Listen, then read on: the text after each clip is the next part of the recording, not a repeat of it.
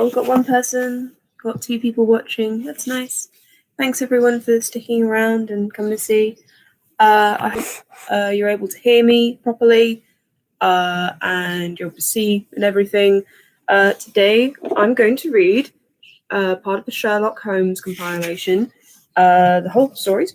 I'm going to read A Scandal in Bohemia, which is, thank you, Oscar, is the story featuring Irene Adler, and it's one of the best ones, I think. So I'm going to have a go reading it now.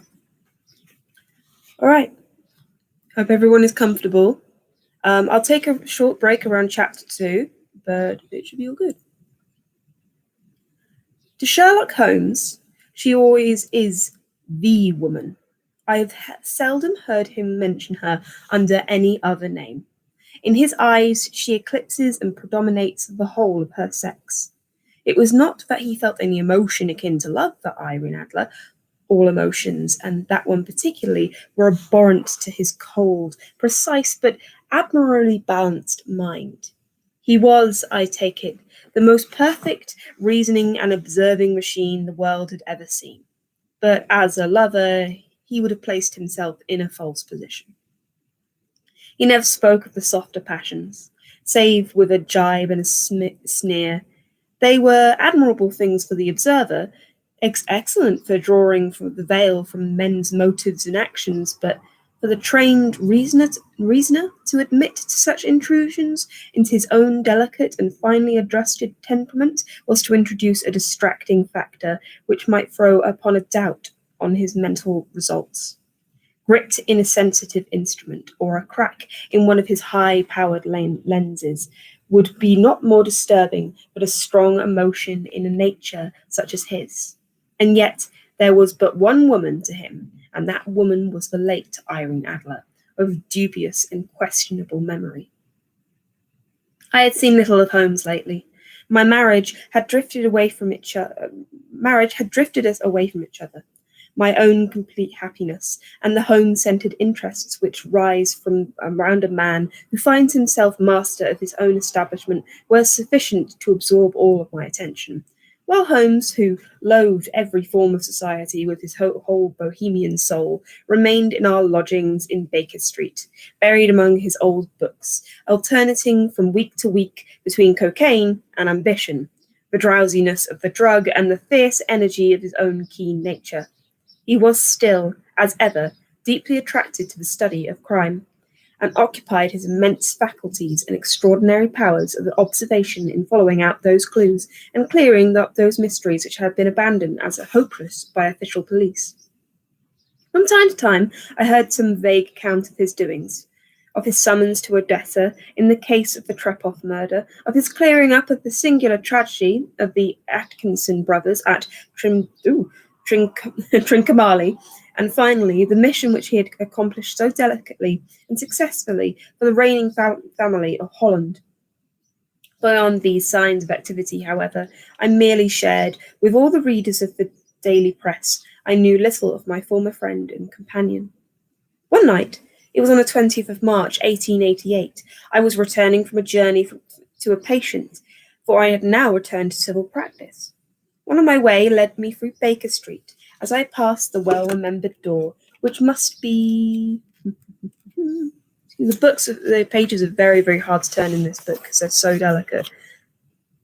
Always associated in my mind with the wooing and the dark incidents of the study in Scarlet, I was seized with a keen desire to see Holmes again, and to know how he was employing his extraordinary powers.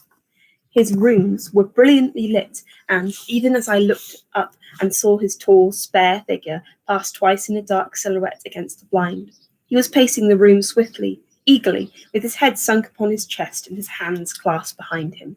To me, who knew his every mood and habit, his attitude and manner told me their own story. He was at work again. He had risen out of his drug-created dreams and was hot upon the scent of some new problem. I rang the bell and was shown up to the chamber which had formerly been part of my own. His manner was not effusive. It seldom was, but he was glad, I think, to see me. With hardly a word spoken, but with a kindly eye, he waved me to an armchair and threw across a case of cigars, and indicated a spirit case and a gasogene. in the corner. Then he stood before the fire and looked me over in his singular introspective fashion. Wedlock suits you, he remarked. I think, Watson, that you have put on 7.5 pounds since I saw you. 7, I answered. Indeed, I should have thought a little more, just a trifle more, I fancy, Watson, and in practice again, I observe you do not tell me that you intended to go into harness. Then, how do you know? I see it. I deduce it. How do I know that you have been getting yourself very wet lately, and that you have a most clumsy and careless servant girl? My dear Holmes, I said, this is too much. You would certainly have been burned had you lived a few centuries ago. It is true that I had a country walk on Thursday and came home in a dreadful mess, but as I've changed my clothes, I can't imagine how you deduce it. As to Mary Jane, she is incorrigible, and my wife has given her notice, but there again, I fail to see how you work it out. He chuckled to himself and rubbed his long, nervous hands together. It is simplicity itself, said he. My eyes tell me that on the inside of your left shoe, just where the firelight strikes it, the leather is inscored by 6 almost parallel cuts. Obviously, they have been caused by someone who has very carelessly scraped round the edges of the sole in order to remove the crusted mud from it. Hence you see my double deduction that you have been in vile weather, and that you have been a particularly malignant boot-sitting settlement of the London slavey.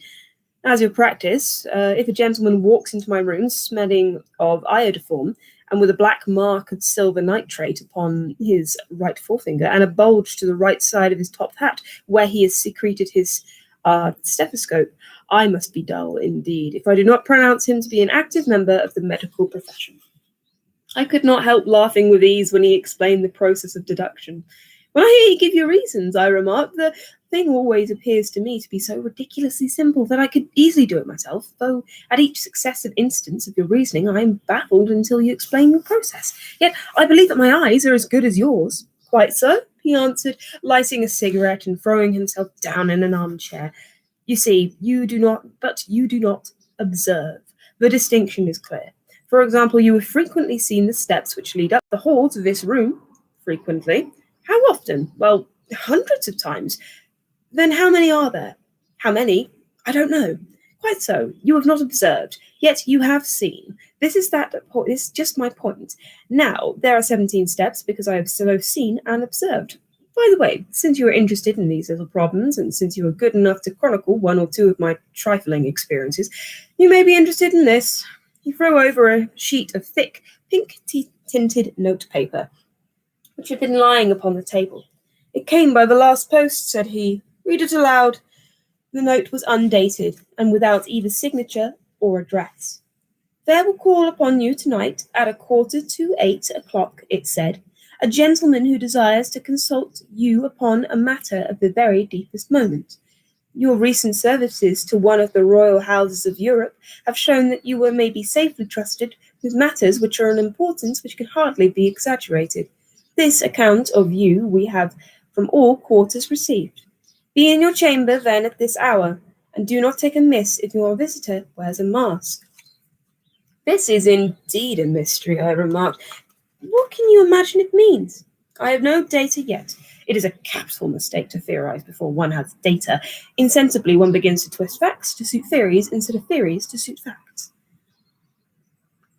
But the note itself, what do you deduce from it? I carefully examined the writing. The paper upon it was written. The man who wrote it was presumably well-to-do, I remarked, endeavouring to imitate my companion's processes. Such paper could not be bought under half a crown and a packet. It is peculiarly strong and stiff. Peculiar. That is the very word, said Holmes. It is not English paper at all. Hold it up to the light. I did so, and saw a large E with a small G, a P, and a large G, with a small T woven into the texture of the paper. What do you make of that? Asked Holmes. The name of the maker, no doubt, his monogram, or rather. Not at all. The G with the small T stands for, and I'm about to mispronounce this very badly, Gesellschaft, which is German for company. It is customary to contraction like our C.co.p. Of course, the P, of course, stands for papier. Now for the EG. Let's start at our continental. Let's have a glance at our continental gazetteer. He took down a heavy brown volume from his shelves. Eglo, Eglomnitz, here we are, Egria. It is a German-speaking country in Bohemia, not far from Carlsbad, remarkable as being the scene of the death of Wallenstein and its numerous glass factories and paper mill. My boy, what do you make of that? His eyes sparkled, and he sent up a great blue triumphant cloud from his cigarette. The paper was made in Bohemia, I said. Precisely, and the man who wrote this note, is German. Do you note the peculiar construction of the sentence? This account of you we have from all quarters received. A Frenchman or a Russian could not have written that. It is the German who is so uncourteous to his verbs. It only remains, therefore, to discover what he wanted by this German, who writes upon Bohemian paper and prefers wearing a mask to show his face. And here he comes, if I am not mistaken, to resolve all our doubts. As he spoke, the sharp sound of horses' hoofs and grating wheels against the curb, followed by a sharp pull at the bell. Holmes whistled. A pair by the sound, said he. Yes, he continued, glancing out of the window. A nice little brougham and a pair of beauties, 150 guineas apiece. There's money in that case, Watson, if there is nothing else. I think I'd better go, Holmes. Not a bit, Doctor. Stay where you are. I am lost without my Boswell, and this promises to be interesting. It would be a pity to miss it, but your client, never mind him. I may want your help, and so may he. Here he comes. Sit down in that armchair, Doctor, and give us your best attention. A slow and heavy step, which had been heard upon the stairs and in the passage, paused immediately outside the door. Then there was a loud and authoritative tap. Come in, said Holmes. A man who could hardly have been less than 6 feet 6 inches in height, with the chest and limbs of a Hercules. His dress was rich, with the richness of which in England would be looked upon as akin to bad taste. Heavy bands of astrakhan were slashed upon the sleeves and fronts of his double-breasted coat, while the deep blue cloak, which was thrown over his shoulders, was lined with flame-coloured silk, and secured at the neck with a brooch which consisted of a single flaming beryl. Boots, which had extended halfway up his calves, and which were trimmed at the top with rich brown fur, completed the impression of a barbaric opulence which suggested by his whole appearance. He carried a broad brimmed hat in his hand, and he wore across the upper part of his face, extending down past his cheekbones, a black vizard mask, which he had apparently adjusted at that very moment, for his hand was still raised.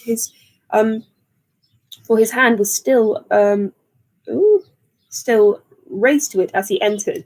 From the lower part of his face he appeared to be a man of strong character, with a thick, hanging lip and a strong, straight chin, suggestive of resolution pushing to the length of obstinacy. You had my note?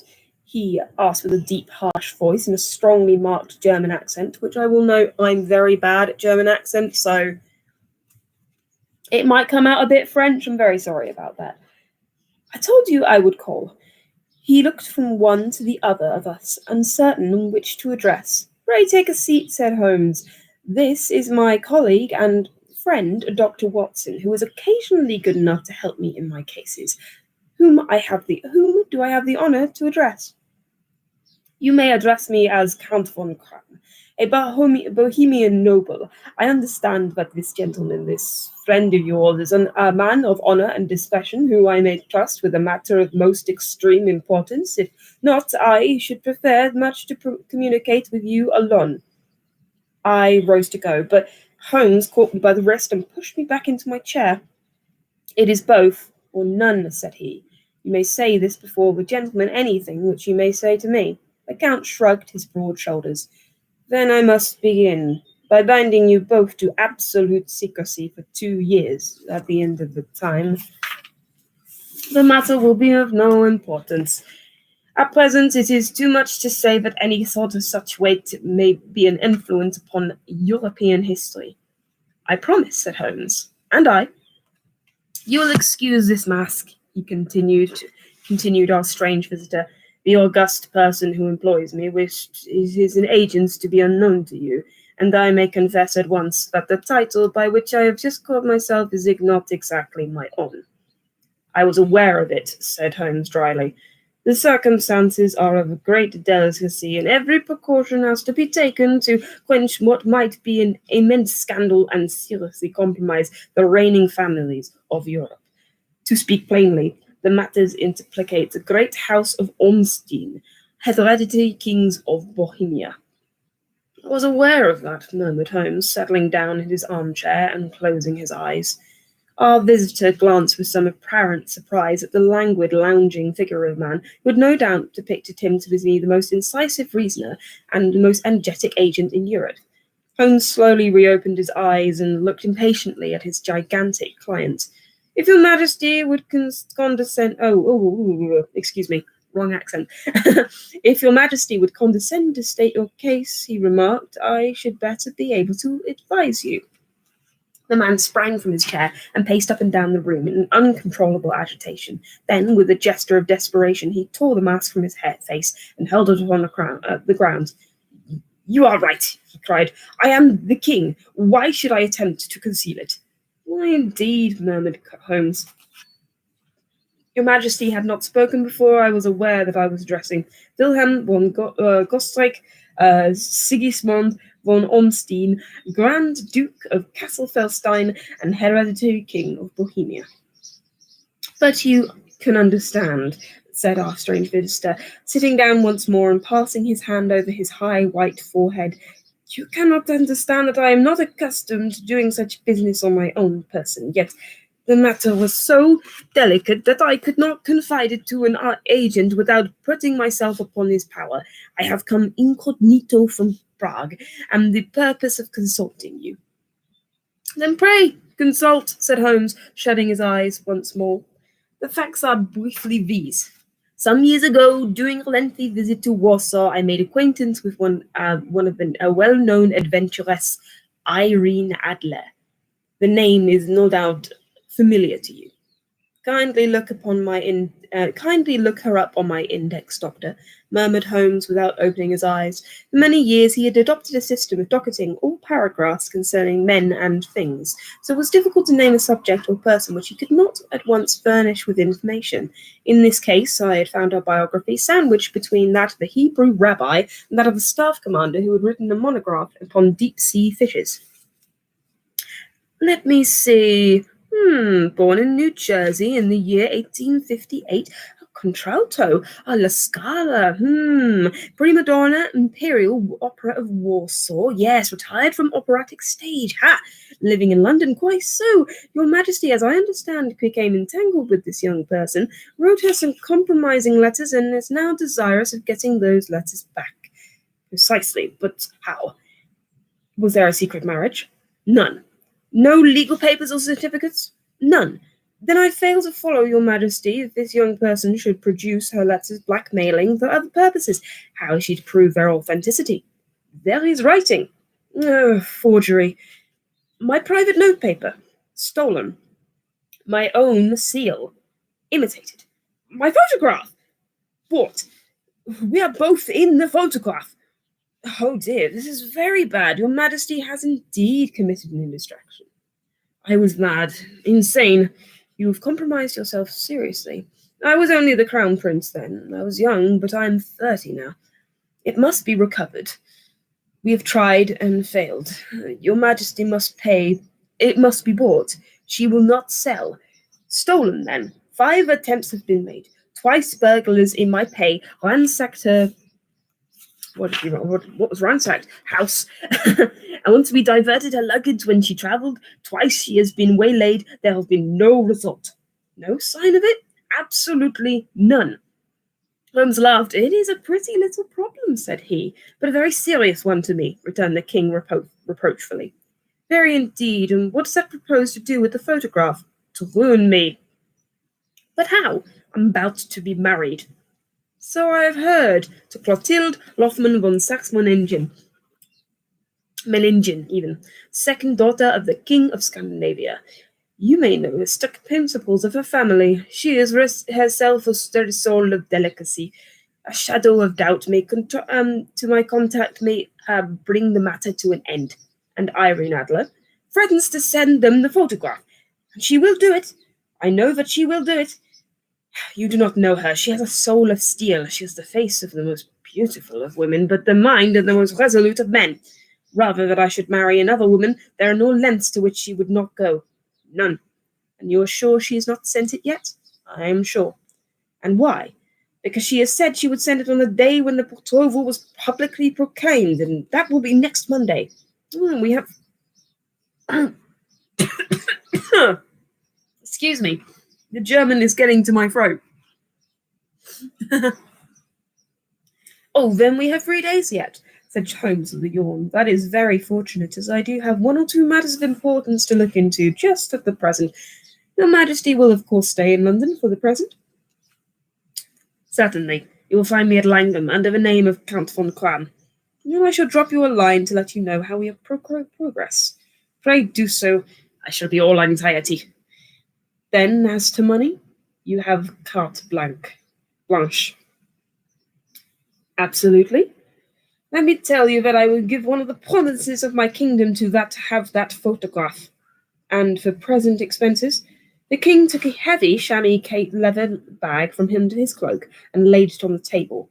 £300 in gold and 700 in notes, he said. Holmes scribbled a receipt upon a sheet of his notebook and handed it to him. And the mademoiselle's address, he asked, is Bryony Lodge, Serpentine Avenue, St. John's Wood. Holmes took a note of it. One other question. Was the photograph a cabinet? It was. Well, then, good night, Your Majesty, and I shall trust we shall have some good news for you. And good night, Watson, he added, as the wheels of the Royal Brougham rolled down the street. If you would be good enough to call tomorrow afternoon at 3 o'clock, I should like to have a chat of this little matter over with you. And that is chapter 2. Wow.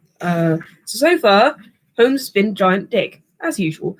But we're about to set on the second half of this intrepid adventure. I just need a little bit of a breather. But as you can say, I'm again not good at the German accent. But hopefully that won't be too much of an issue going forward. We'll see less of the king, hopefully. Chapter 2. At 3 o'clock precisely, I was in Baker Street. But Holmes had not yet returned. The landlady informed me that he had left the house shortly after 8 o'clock in the morning. I sat down beside the fire, however, with the intention of awaiting him, however long that may well be. I was already deeply interested in his inquiry, for though it was surrounded by none of the grim and strange features which were associated with the two crimes which I had elsewhere recorded, still, the nature of the case and the exalted station of his client gave it character of its own. Indeed, apart from the nature of the investigation which my friend had on hand, there was something in his masterly grasp of the situation and his keen, incisive reasoning which made it a pleasure for me to study the system of his work and follow the quick, subtle methods by which he disentangled the most inextricable mysteries. So accustomed was I to his variable success that the very possibility of his failing had ceased to enter into my head. It was close upon 4 when the door opened, and a drunken-looking groom, ill-kempt and side-whiskered, with an inflamed face and disreputable clothes, walked into the room. Accustomed as I was to my friend's amazing powers in the use of disguises, I had to look 3 times before I was certain that it was indeed he. With a note he vanished into the bedroom, whence upon he emerged in 5 minutes, in a tweed-suited and respectable as of old. Putting in his hands into his pockets, he stretched out his legs in front of the fire and laughed heartily for some minutes. Well, really, he cried, and he choked and laughed again until he was obliged to lie back, limp and helpless, in the chair. What is it? Quite too funny. I'm sure you could never guess how I employed my morning or ended by doing. I can't imagine. I suppose you have been watching the habits and perhaps the house of Miss Irene Adler. Quite so, but the sequel was rather unusual. I will tell you, however, I left the house a little after 8 o'clock this morning in the character of a groom out of work. And this is a wonderful sympathy there is wonderful sympathy and freemasonry amongst horsey men. I love that, horsey men. Be one of them, and you will know that all there is to know. And I soon found Bryony Lodge. It is a bijou villa with a garden at the back and built out in the front, right up to the road, 2 stories. Chubb lock on the door, large sitting room on the right side, well furnished, with long windows almost to the floor, and those preposterous English window fasteners which a child could open. Behind there was nothing remarkable save that passage window which could be reached from the top of the coach house. I walked round to it and examined it closely from every point of view, but without noting anything else of interest. I then lounged down the street and found, as I expected, that there was a mews in lane which ran down by the wall of one of the garden. I leant on the ostlers, a hand in rubbing down their horses, and received in exchange 2pence, 2.5, a glass of 2.5, 2 fills of shag tobacco, and as much information I could desire about Miss Irene Adler, to say nothing but half a dozen of the other people in the neighbourhood, whom I was not least interested in, but whose biographies I was compelled to listen to. And what of Irene Adler? I asked. Oh, she's turned all the men's heads down in that part. She is the daintiest thing under a bonnet in this planet. So says the Serpentine Muse to a man. She lives quietly, sings at concerts, drives out at 5 every day, returns at 7 sharp for dinner, seldom goes out at other times except when she sings. She has only one male visitor, but he's a good deal with him. He is dark, handsome, and dashing, never calls less than once a day, often twice. He is Mr. Godfrey Norton of the Inner Temple. He sees the advantages of a cabman as a confidant, and they have driven him home dozens of times from Serpentine Mews, and know all about him. And when I listened they had to tell, I began to walk up and down near Bryony Lodge once more, and to think of a plan for my campaign. This Godfrey Norton was evidently an important factor in the matter. He was a lawyer. That sounded ominous. Was the relationship between them, and what object of his repeated visits? Was she his client, his friend, or his mistress? If the former, he had probably transferred the photograph to his keeping. If the latter, it was less likely.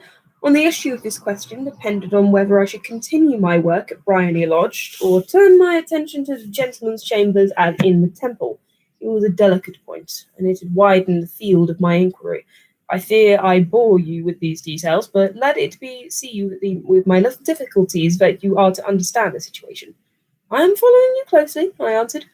I was still balancing the matter in my mind when a hansom cab drove up to Bryony Lodge, and a gentleman sprang out. He was remarkably handsome, dark, aquiline, and moustached, evidently the man of whom I had heard.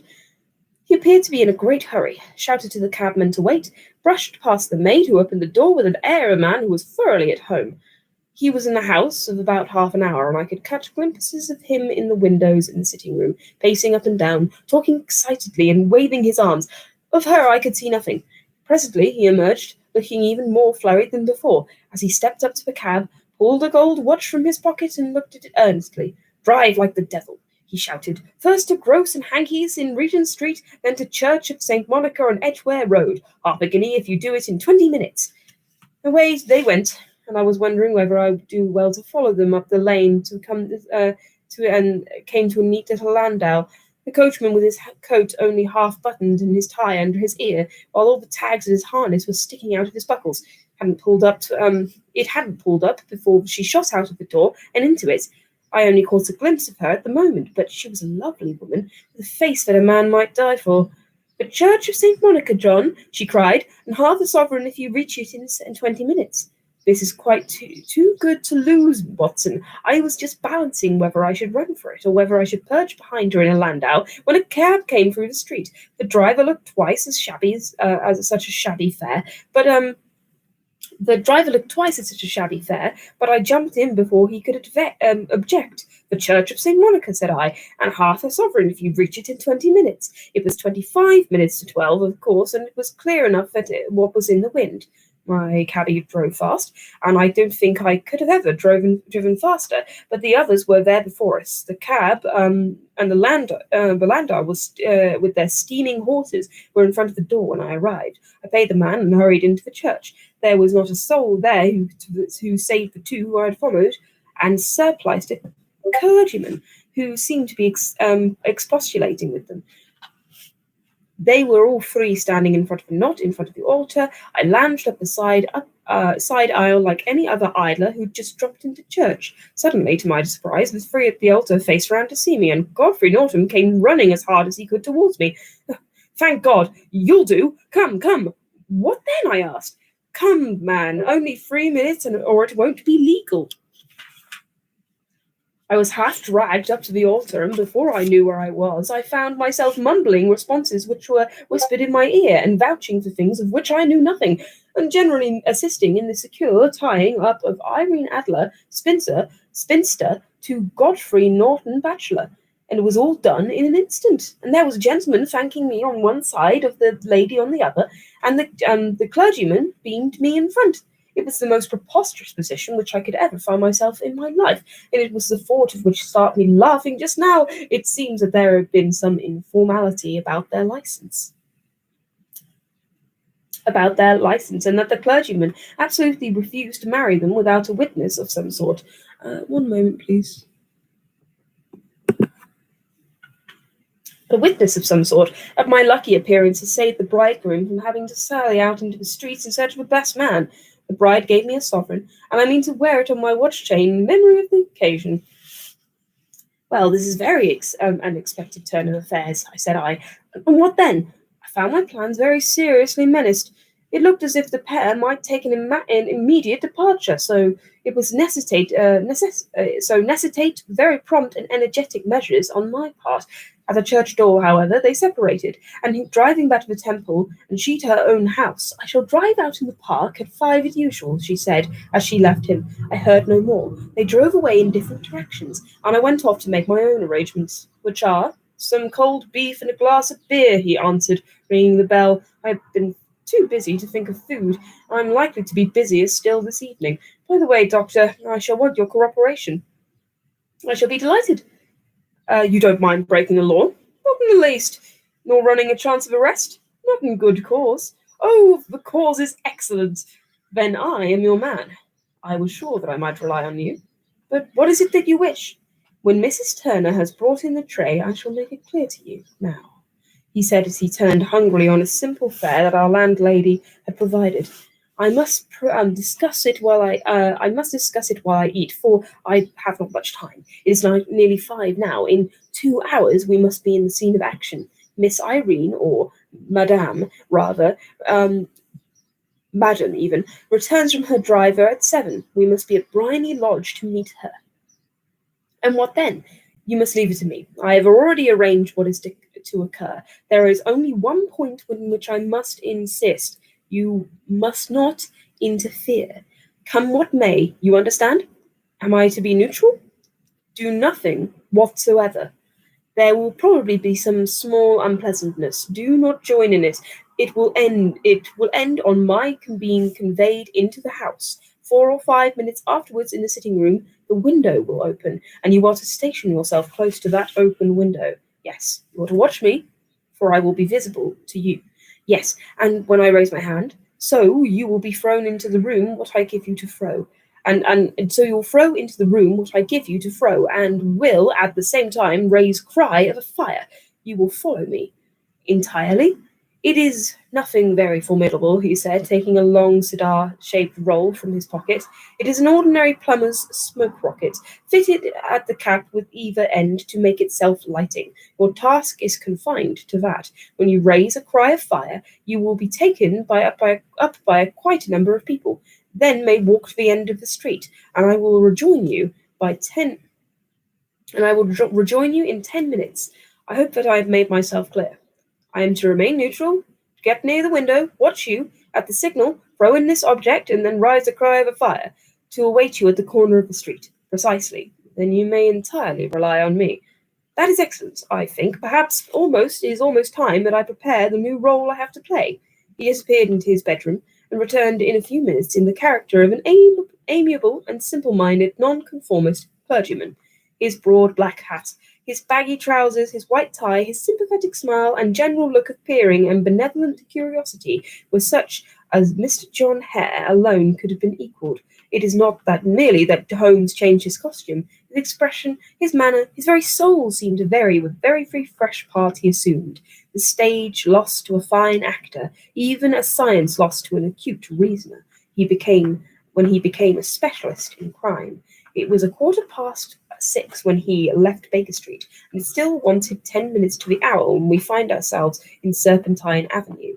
It was already dusk, and the lamps were just being lit as we paced up and down in front of Bryony Lodge, waiting for the coming of its occupant. The house was just such that I had pictured it from Sherlock Holmes' succinct description, and the locality appeared to be less private than I had expected. On the contrary, for a small street in a quiet neighbourhood, it was remarkably animated. There was a group of shabbily dressed men smoking and laughing in a corner, a scissors grinder with his wheel, two guardsmen who were flirting with a nurse girl, and several well-dressed young men who were lounging up and down with cigars in their mouths. "You see," remarked Holmes, as we placed into the to and fro of the house, "this marriage rather simplifies matters. The photograph has become a double-edged weapon now. The chances that she would be as averse to being seen by Mr. Godfrey Norton as our client is to our coming to his eyes, as our client is to its coming to the eyes of his princess. Now the question is, where are we to find the photograph? Where indeed? It is most unlikely that she carries it about her. It's cabinet-sized, too large for an easy concealment about a woman's dress. She knows that the king is capable of having her waylaid and searched. 2 attempts of the sort have already been made. We may take it, then, that she does not carry it about with her. Where, then? Her banker or her lawyer? It is a double possibility. But I am inclined to think neither. Women are naturally secretive, and they like to do their own secreting. Why should she hand it to anyone else? She could trust her own guardianship. She could not tell what indirect or political influence may be brought to hear upon a businessman. Besides, remember that she had resolved to use it within a few days. It must be where she can lay her hands upon it. It must be within her own house. But it has twice been burgled. Pshaw, they do not know how to look. But how will you look? I will not look. What then? I will get her to show me. But she will still refuse. She will not be able to. But I hear the rumble of wheels. It is her carriage. Now carry out my orders to the letter. As he spoke, the gleam of the sidelights of the carriage came round the curve of the avenue. It was a small, smart little landau which rattled up to the door of Bryony Lodge. As it pulled up, one of the loafing men at the corner dashed forward to open the door of the in hope of earning a copper, but was elbowed away by another loafer who had rushed up in the same intention. A fierce quarrel broke out, which was increased by 2 guardsmen who took sides with one of the loungers, and by the scissor grinder, who was equally hot upon the side. A blow was struck, and in an instant the lady who had stepped from her carriage was the centre of a little knot of flushed and struggling men, who struck savagely at each other with fists and sticks. Holmes dashed into the crowd to protect the lady, but just as he reached her, he gave a cry and dropped to the ground, with the blood streaming fiercely down his face. At his fall, the guardsmen took up their heels in one direction and the loungers in another, whilst another of better-dressed people who had watched the scuffle without taking part in it crowded in to help the lady and to attend to the injured man. Irene Adler, as I still will call her, had hurried up the steps, but stood at the top with her superb figure outlined in the lights of the hall, looking back into the street. "Is the poor gentleman much hurt?" she asked. "He is dead," cried several voices. No, there's life in him," shouted another. "But he'll be gone before you can get into hospital." "He's a brave fellow," said a woman. They would have had the lady's purse and watch it if he hadn't been for him. They were a gang, and a rough one too. Oh, he's breathing now. He can't lie in the street. May we bring him in, ma'am?" "Surely. Bring him into the sitting room. There is a much comfortable sofa. This way, please." Slowly and solemnly he was borne into the Bryony Lodge and laid out into the principal room, while I still observed the proceedings from my post by the window. The lamps had been lit, but the blinds had not been drawn, so I could see Holmes as he lay upon the couch. I do not know whether he was seized with compunction at that moment from the part he was playing, but I know that I never felt more heartily ashamed of myself in my life when I saw that beautiful creature against whom I was conspiring, and observed the grace and kindliness with which he waited upon the injured man. And yet it would have been the blackest treachery to Holmes to draw back now from the part of which he He had entrusted me. I hardened my heart and took the smoke rocket from under my ulster. After all, I thought, we are not injuring her, but preventing her from injuring another. Holmes had sat upon the couch. I saw him motion like a man who was in need of air. A maid rushed across and threw open the window. At the same instant, I saw him raise his hand at the signal, and I tossed my rocket into the room with a cry of "Fire!" The word was no sooner at my mouth than the whole crowd of spectators, well dressed and ill, gentlemen, ostlers, and servants and maid, joined in a general shriek of "Fire!" Thick clouds of smoke curled through the room, and out the open window I caught a glimpse of rushing figures, and then a moment later the voice of Holmes from within, assuring them that it was a false alarm. Slipping through the shouting crowd, I made my way into the corner of the street, and in 10 minutes was rejoiced to find my friend's arm in mine, and relieved to get away from the scene of the uproar. He walked swiftly and in silence for some few minutes until we had turned down one of the quiet streets which led towards Edgware Road. "You did it very nicely, Doctor," he remarked. "Nothing could have been better. It is all right. You have the photograph? I know where it is. And how did you find out? She showed me. I told you she would. I am still in the dark. I do not make to wish make not I do not wish to make a mystery," he said, laughing. "The matter was perfectly simple. You, of course, saw everything in the street. There was an accomplice. You were engaged. They were all engaged for the evening. I guessed as much. Then, when the row broke out, I had a little moist red paint from the palm of my hand. I rushed forward, fell down, clapped my hand to my face, and became a piteous spectacle. It's an old trick that I could also fathom. Then they carried me in. She was bound to have me in. What else could she do? And in her sitting room, which was the very room which I suspected, they laid me on a couch. I motioned for air, and they were compelled to open the window. And you had your chance. How did that help you? It was all important. When a woman thinks her house is in fire, her instinct is wants to rush at the thing she values most. It is a perfectly overpowering impulse, and I have more than once taken advantage of it. In the case of the Darlington substitution scandal, it was of use to me, and also in the Arnsworth Castle business. A married woman grabs at her baby, an unmarried woman reaches for her jewel box. Now it is clear to me that Our Lady of today had nothing in the house more precious to her than what she is in quest of. She would rush to secure it. The alarm of the fire was admirably done. The smoke and the shouting were enough to shake the nerves of steel. She responded beautifully. The photograph is in a recess behind a sliding panel just above the bell pull. She was there in an instant, and I caught a glimpse of her as she half drew out. When I cried out, it was a false alarm. She replaced it, glanced at the rocket, rushed out the room, and I had not seen her since. I rose and, making my excuses, escaped from the house. I hesitated whether to secure the photograph at once, but the coachman had come in, and he was watching me narrowly. It seemed safer to wait. A little over-precipitance may ruin it all. "And now?" I asked. "Our quest is practically finished. I shall call with the king tomorrow, with you if you care to come with us. We will be shown into the sitting room to wait for the lady, and but it is probable that when she comes in, she may find neither of us or the photograph. It might be a satisfaction to His Majesty to regain it with his own hands." "And and when will you call?" "At 8 in the morning. She will not be up, and so we will have a clear field. Besides, we must be prompt. This marriage may mean a complete change in her life and habits. I must wire to the king without delay." We had reached Baker Street and had stopped at the door. He was searching for his pockets for the key when somebody passing said, "Good night, Mr. Sherlock Holmes." There were several people on the pavement at the time, but the greeting appeared to come from a slim youth in an ulster who had hurried by. "I've heard that voice before," said Holmes, staring down the dimly lit street. "I wonder who the deuce it could have been." I slept at Baker Street that night. Oh, no, we're at the third chapter. I'm just going to very, very quickly grab some water because my throat is all dried up still from doing that German accent. So it'll be a 2-minute break. 1 minute.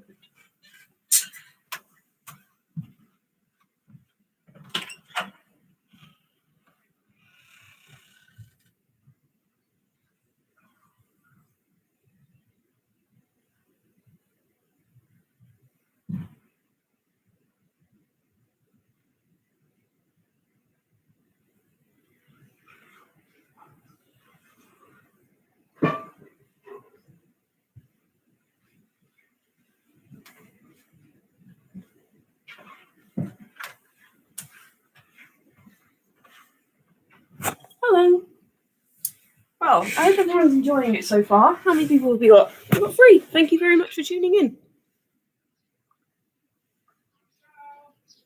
Someone's calling for me.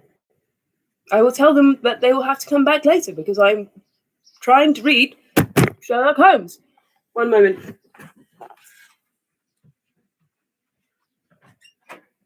I'll be down later.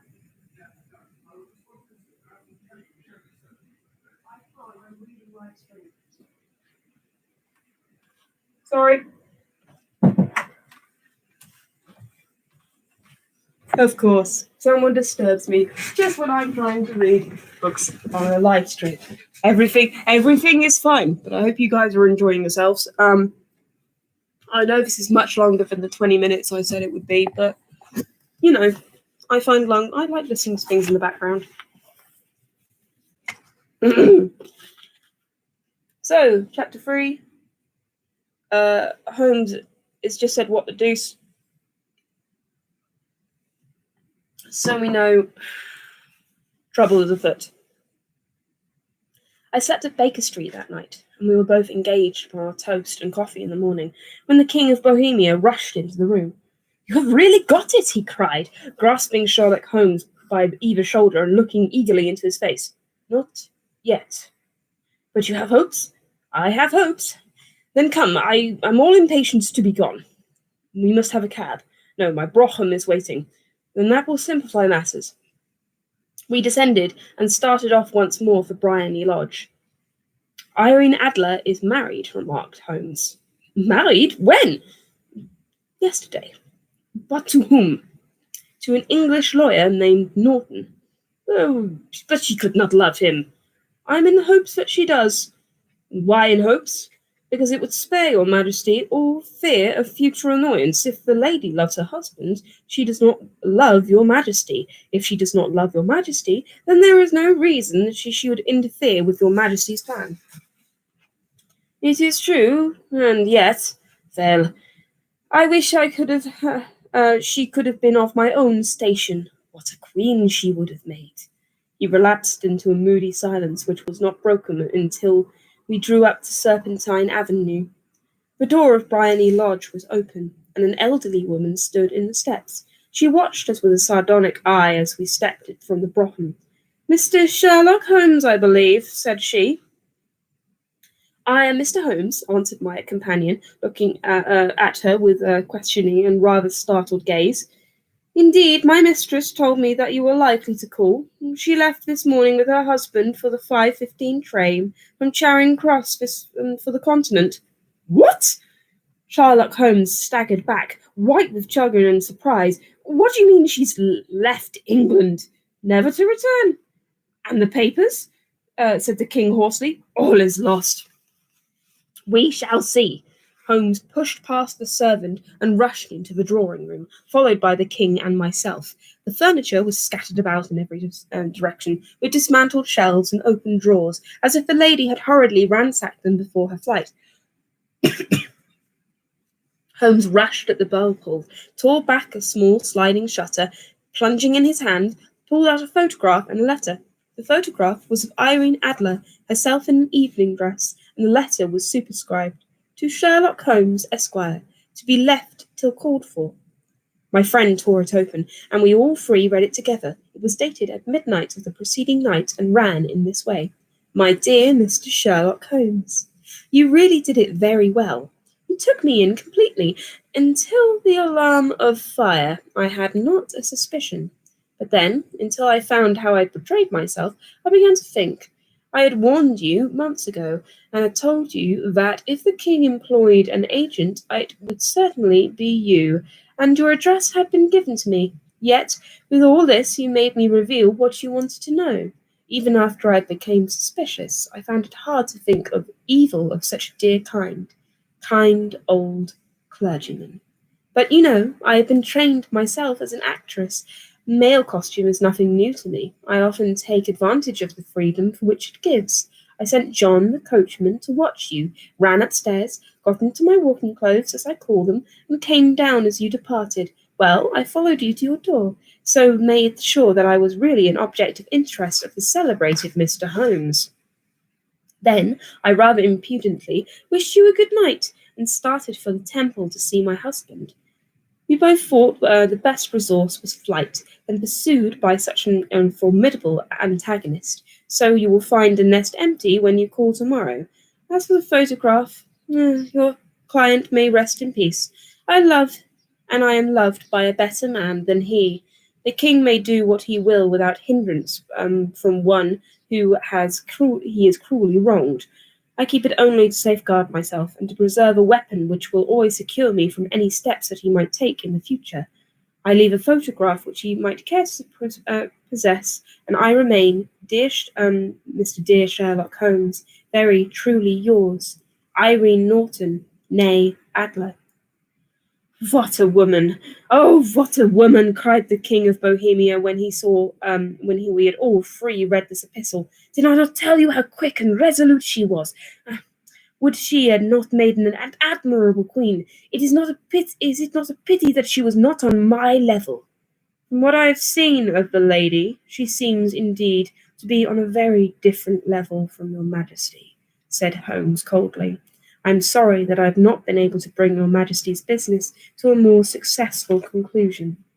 On the contrary, my dear sir, said the king, nothing would be more successful. I know that her word is inviolate, that the photograph is now safe as if it were in the fire. I am glad that your Majesty to hear your Majesty say so. I am immensely indebted to you. Pray tell me in what way I can reward you. This ring? He slipped an emerald snake ring from his finger and held it from the palm of his hand. Your Majesty has something which I value even more highly, said Holmes. You are but to name it. This photograph. The king stared at him in amazement. Irene's photograph? He cried. Certainly, if you wish. I thank your Majesty. Then there's no more to be done by the matter. I have the honour to wish you a very good morning. He bowed, turning away without observing the hand which the king had stretched out for him. He set off in my company for his chambers.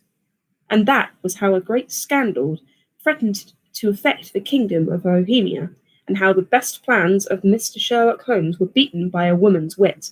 He used to make merry over the cleverness of women, but I have not heard him do it of late.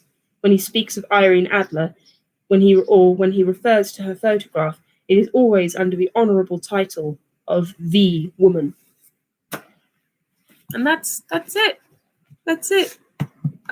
It's such a good story. I think it's really nice to hear a story where Sherlock is beaten. It's nice to hear a story where Sherlock, is the famous great detective, says, "Oh, I can beat a woman," and the woman beats him at his own game, quite literally in costuming and all sorts. And there are little clues throughout the story, with the instant that it happens. And I really hope you all enjoyed it. Thank you so much for sticking around. I was very nervous for this. I was worried no one was going to listen and stuff. So thanks ever so much. All right, I'm going to end the stream now. It'll be on my channel to watch back. And I hope you enjoyed it. All right, you guys have a good day. All right.